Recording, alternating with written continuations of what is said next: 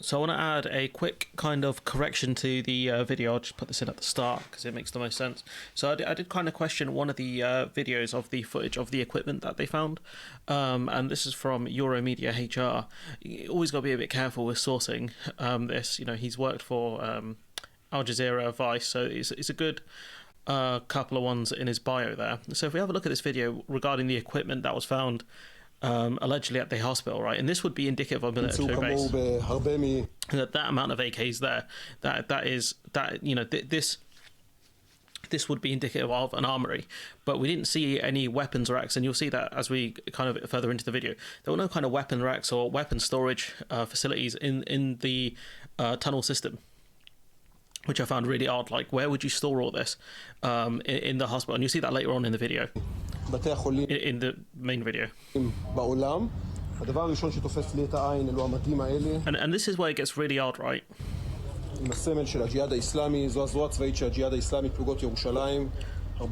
So these insignias apparently belong to a group called Islamic Jihad, which are a different military group to Hamas. So they are this group, according to I think this one of the American agencies have listed them as a terror group.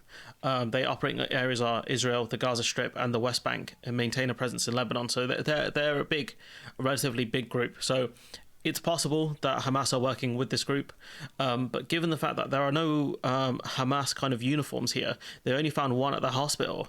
One could try and make the argument that it's not Hamas using this these bunkers as a base, it's Islamic Jihad, but it does kind of raise the question, as I mentioned in the video later on, like, where were these weapons actually stored, because these bunker facilities are quite small.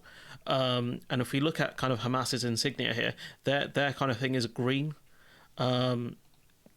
Whereas, we know that these are two different groups, for the most part, at least on the optics. The Al-Quds Brigade is the armed wing of the Palestinian Islamist organization, Palestinian Islamic Jihad, a different group entirely. So when I do talk about this video here in question, we talk about the kind of we talk about these rooms as such. The question is, how did they manage to fit all of these weapons in these underground rooms, when it doesn't look like there were any weapons racks or anything like that? At least Israel should have preserved the empty facilities, and I think they should have gone in there as if it was a crime scene and taken pictures of the equipment where it was. Obviously make sure there's no traps or anything like that, but this is extensive equipment. This would be indicative of a military base, 100%. You've got drones, as we saw, of the ones dropped on Israeli forces. Hamas put that footage out there, these kind of grenades being dropped on Israeli forces. There was a lot of other stuff here, lots of grenades, explosive equipment. There were laptops as well, but I don't think this dude covers it. There we go. There's the laptops there. But it does kind of raise more questions, and I don't know how the IDF have not realised, like, if you're going to put out statements, at least make them as propaganda-proof as possible. And if you are going to put out what could be propaganda, at least make sure your propaganda's A-grade. Like, in my opinion, it looks like Mossad fell off, and maybe the CIA would never fail like this. That's all I'm saying. But we're going to go on to the main video, and I think the core point of this is that the tunnels in the Al-Shifa hospital raise more questions than answers, in my opinion. But on to the main video. So in this segment, we're going to be discussing the tunnels and the quote-unquote bunker found under the Al-Shifa hospital. Israel have called it a bunker. Most people are still referring it to as tunnels, so it's up to you, I think, to an extent, how you want to define it. I think it looks more, I guess, if the bunker is connected via tunnels, or what would you call it at that point? So there's some Sky News coverage of it, and then we'll cut to the videos of them looking of the IDF showing off the tunnels. Footage released by the IDF claims to show tunnels under the Al-Shifa hospital complex. Their footage released in the last few minutes. I'm joined by our military analyst, Sean Bell. It shows what looks like a pretty significant tunnel complex, doesn't it? It does, Jonathan. I mean, I think what's interesting in the setting of this, because we've only just seen the footage ourselves, haven't we, is that the IDF are clearly convinced that Hamas has been using the hospitals to hide within human shields. And Al-Shifa, there's been particularly growing pressure by the international community to demonstrate the proof that that's actually been the case. So in addition to, they've found explosive devices in the physical therapy wards, interrogation rooms, they've claimed in some of the cardiology section. So those are things that we've covered before about, the AKs behind the MRI scanner, and how the IDF seemingly moved stuff around. It was very weird how they should have gone about this, and really is just gone into it like it was a crime scene after it's cleared. Like, take photos of everything where they are placed rather than moving them around and things like that, because it doesn't make sense. It just makes it look like the stuff was placed there. It's a bit weird for them to have gone about this, given that the IDF don't have the best record on telling the truth over this. Not saying Hamas do. Hamas are a terror organization. Lying is built in. But the IDF have made claims that they could not back up, and in the end tried to say that, well, weren't the tragedies enough? Why do you need us to tell the truth on certain things? Like, it didn't make sense. And they claim they found weapons and intelligence in the MRI facilities. And the intelligence, the laptop they found, there was some doubt around that as well. It was really weird because they claimed the video was unedited, but it was clearly edited. They did say they found some hard drives, so we're going to see if they do find anything on that. It'd be quite interesting. But now this IDF footage now seems to show a tunnel shaft. It's near the Qatari building, so it's actually within the complex of the hospital itself. The IDF claim they put down robots and drones because clearly it will be a very dangerous environment for people. It appears so far to be 55 metres long, but that's caveated that's because that's as far as the drones and the robots have got. And as he kind of points out before he, I don't know when he puts this quote in, but it's not compelling proof, but it's more convincing. This was at the time when they first announced it, but it is more convincing than some weapons in a hospital room. And so this is what the IDF allegedly found in these tunnels. We see all the equipment that the fighters found here. So this is underneath the Shifa hospital complex, or at least they're claiming it to be. So all you can see is some drone stuff. I think that's armor plates or vest, I'm not sure, and a lot of weapons. See, this, if you were claiming this was a military base, this would make a lot of sense. A lot of laptops here as well. We're getting down into a major shaft. So, she goes into the tunnel where there's not much more interesting stuff from her kind of thing, because we'll discuss this in a minute. But I think it would have been a lot more compelling, I think, had they had left the weapons in place and shown, like, look, these are where the guns were left, etc., rather than taking them all out, because, people will use the argument it was placed. And the IDF have kind of fed into that argument of, well, they could have put them there. But again, there's a lot of AKs to just be placed. But at the same time, like, when we look at these kind of rooms in here, I'll be skipping a bit. Facilities of water and food are coming from. So they found, a sink. They found this kind of big room. They found two metal frames for beds. I mean, they'd be incredibly uncomfortable to sleep on. An AC unit, which again would make sense if you're underground. I assume it'd get quite warm down there, or would it be cold? And so we're going. He's still talking about the electricals. You got a fuse box down here. So this is quite an extensive tunnel. It's quite a big tunnel as well, considering what we're used to seeing kind of tunnels being like the rat tunnels in Nam. And so he talks here. Actually, this is quite interesting. This is important. Blast. This is the blast door, the one that we opened, where we have seen it. So he uses a completely different entrance point to the one the lady used earlier. Seen in the movie that we reached to the blast door. We took us time to open it. We were making sure it's not booby trapped. These blast doors allows them to prevent blasts by our Air Force, meaning it can maintain the preservation of parts of the tunnel. So you're telling me you were bombing to destroy the tunnels and things like that, even though there could be hostages in these tunnels, and then you're telling me that these kind of these kind of blast doors protect the tunnel from being blown up? Like, make sense. Like, you blew up residential buildings under the guise of, you're blowing Hamas's infrastructure, like the tunnels and stuff, and then you come out and say that the blast doors stop that kind of stuff. I mean, that doesn't really make sense. Doubts here, but when we look at the amount of weapons that were here, right? If we go back through this lady's footage, right? You go back through and you look at, there's a lot of stuff here, okay. And so the question is, where did they keep all this stuff down here? Because this is the footage they released. Maybe there's some bigger rooms down there. I don't. This is where Twitter's going to be really annoying, because it's going to make me refresh. The new video encoder like Twitter uses is completely abysmal. Thanks, Elon. So when we look at this room here, this is the only big room they've shown us. Would they really house that amount of weapons and explosives right next to where they sleep? And also the fact that the place doesn't look lived in. Like, there's no, how would you even sleep down here? Especially if this is a major military base. You would think there'd be a fair few goons that would be sleeping down here. So I don't it doesn't seem to make sense, especially when we find out who actually built the tunnels. It's already known for many years that they have in the bunkers that originally was built by Israeli constructors underneath Shifa. So all of this time, they knew the bunker existed, the tunnels existed there, because they built it themselves when they occupied the area. Why they built these facilities under a hospital, it doesn't really make sense. So it just more questions here than answers, honestly. Were used as a command post of the Hamas and a kind of a junction of several tunnels, part of the system. I don't know to say to what extent it is a major. It's probably not. You guys said it was a major, like headquarters for them. And now you're kind of backtracking it. Now apparently the major centre is in Khan Yunis, where you sent everyone to go. It don't make sense. The only kind of command post, several others are under other hospitals or in other sensitive places. But you built this one under this hospital. That's why it exists. Like, to argue that, there might be others under other hospitals, like, unless Israel built those other facilities, like, those are very extensive tunnels. Very well reinforced, as the guy points out with the blast door. But it's for sure had been used by Hamas even during this conflict. Well, when you say it was built by Israeli engineers, did you misspeak? It's very strange that she gave him the chance to clarify there, but I guess maybe she wants to get it on the record, like a full confirmation of this. I did see kind of the majority report dunking on this journalist here, but how many people actually knew that it was Israel that built these facilities under the Shifa hospital? Probably not many, I'll be honest. No, decades ago we were running the place.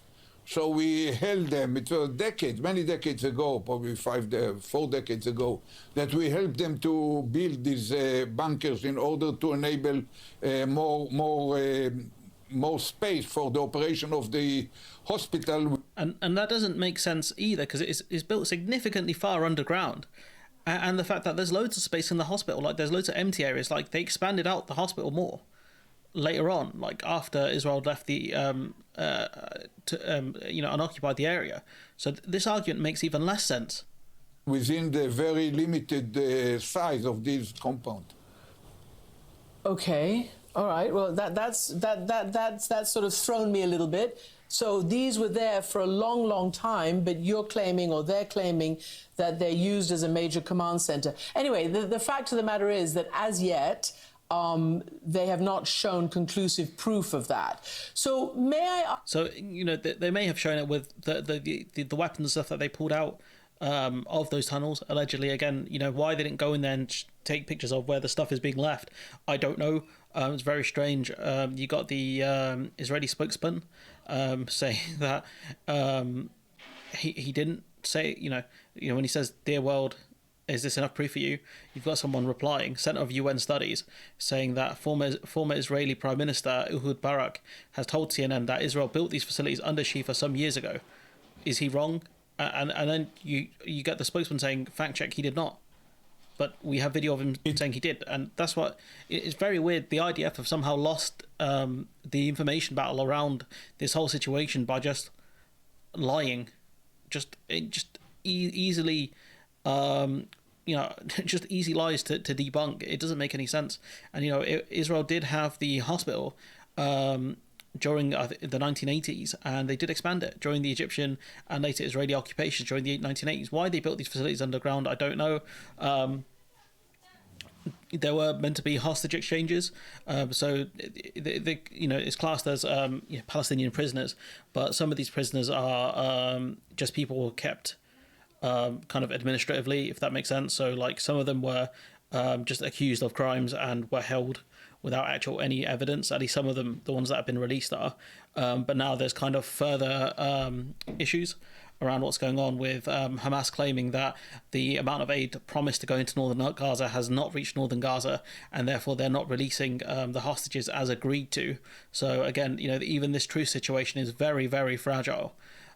You've got Jeremy Bowen talking about the situation around the hostages. The Israeli government has also said in statements that after this pause needed to secure the release of the hostages, quote, fighting will resume in the Gaza Strip. And so, they never needed to invade Gaza, not really, to get the hostages out. That Hamas originally said was they wanted the release of a load of Israeli prisoners in Israel.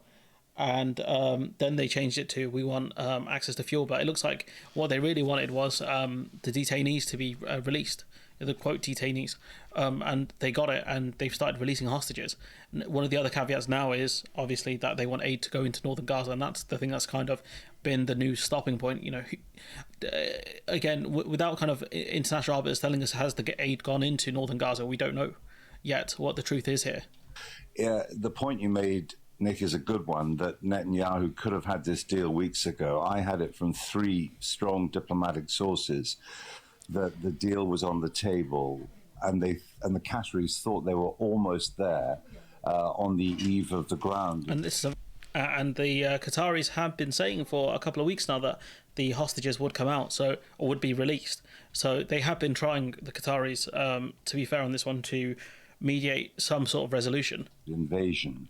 But the Israelis decided to go ahead with the ground invasion.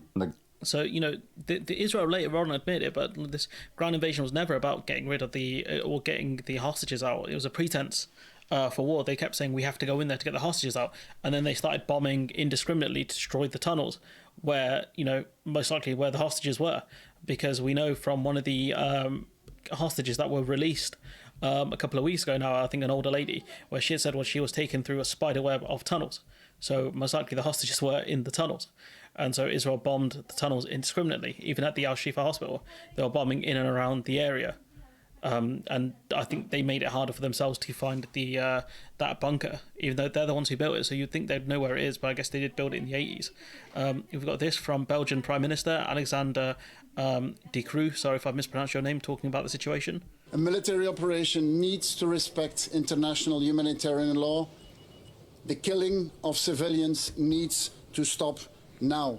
Way too many people have died. The destruction of Gaza is unacceptable. We cannot accept that a society is being destroyed the way it is being destroyed. We know that the World Food Programme has around 1,300 tons of supplies ready to be delivered to the people of Gaza. We are talking about water, about fuel, about medicines, about other basic needs. We have absolutely no time to waste during this ceasefire. People have fled their homes, they are living in very difficult circumstances, and winter is coming. So we must do everything for the help that is standing there to get it to the other side of the border. And Egypt is doing all it can. And really, I would like to thank the leadership of Egypt in this. But altogether, we cannot lose further time. And Belgium has upscaled its humanitarian aid. We are sending medicines, we are sending sleeping bag, hygiene kits. We will have additional planes coming in the next days. I believe that a joint mission like this has an important message to give. And that message, we give it here on the behalf of the European Union. There is no military solution to this conflict. One day, people will need to talk to each other, and a political solution is the only solution that is possible. He's right about that. A political solution is the only answer to this. You can't eradicate an ideology. It doesn't work. You cannot use the tactics to beat a guerrilla force that Israel are using. It doesn't work. So he is right here that it needs to be a political solution. It has to be backed by the UN, and it has to have real teeth, so that if either side break it, there are real consequences for this. And so the talks need to be relaunched. We need to stop the settler violence on the West Bank, and we need to stop the killing of innocent people. We need to respect international humanitarian law, and we must make sure that all parties are abiding. So, he apparently said we give this message on behalf of the European Union. So the European Union is incredibly divided on this. I couldn't tell you which countries are aware, but Germany, complete faceplant on this. Olaf Scholz said a couple of weeks ago that Israel hasn't violated any international rules. Okay, buddy, sure. Good one, mate. But, France, Belgium, Spain, and I think a couple of others are, calling for a ceasefire, or at least a much more targeted campaign from Israel at minimum. Macron calling for a ceasefire. You've got the Prime Minister of Belgium calling for a political solution, which political solutions typically involve things like ceasefires. Many leaders who are better than doing a lot better than the kind of English or I say actually than the English politicians are. I'll be honest, because it wouldn't be fair to say British, because Sinn Féin in Northern Ireland are better than this. Who are the biggest party in Stormont. The SNP a lot better. I don't know about Labour in Wales. I've not heard them say much, but it's mostly, as always, the Westminster government that is behind on the Times. I did see this kind of interesting tweet from Mehdi Hasan, and it does kind of raise an interesting question, at least in my opinion. So he's quote tweeting Shadi Hamid saying, "Since I've been back home for Thanksgiving break, I've had in-depth conversations with 4 Arab relatives and family friends. All 4 have said they won't vote for Biden in 24. They insist they will abstain even if it ends up benefiting Trump." And Mehdi Hasan saying, "I've had the same conversations with all my Muslim friends and family members over Thanksgiving. Not a single one says they will vote for Biden again, having voted for him in 2020. Every single one says it's because of Gaza. Dems need to understand that the anger is very real." And so Trump ultimately will be worse for the situation in Gaza. We saw that when he tried to move Israel's capital from Tel Aviv to Jerusalem. Infinitely worse. Complete goon. But when you're in a situation where Biden is pretty trash on the issue, he got he helped with some humanitarian pauses, but again, given that he is actively the Americans are arming Israel and giving them a lot of support, is he that much better at this moment? I don't think so. So it kind of raises the question. Elections are to be won. You don't. People don't owe you votes. You have to win votes. And, you get to a situation where people are just apathetic. They just don't care. They just see you as the same or near enough the same as the other guy. Why would they bother voting? Because you have to go out and win their votes. And this is something Biden, I think, understood more back in 2020, or at least their last election, than he does now. And, people are saying that, some people are being a bit critical underneath this tweet, but it's up to the Democratic leadership. Their base wants something. I think even, kind of centrist kind of American voters, even maybe swing voters, they'd probably be wanting a ceasefire, because at the end of the day, American tax dollars are going to this conflict. America is paying partially for this war. And the question is, do Americans want their tax dollars going to, kill civilians? Do they want that? And that's something where even in Britain, that's something we should be thinking about as well. I don't think we're funding it directly as taxpayers, but we are helping to arm one side. So I just thought it's some interesting comments from Mehdi Hasan, a guy who I have a lot of respect for. I do miss him. I do miss him in the UK, I'm not going to lie. He was very good. But anyways, I'm going to leave it there. Let me know what you think in the comments below. Like, comment, share, subscribe. Support the channel on Patreon if you can, and hopefully I'll see you in the next one.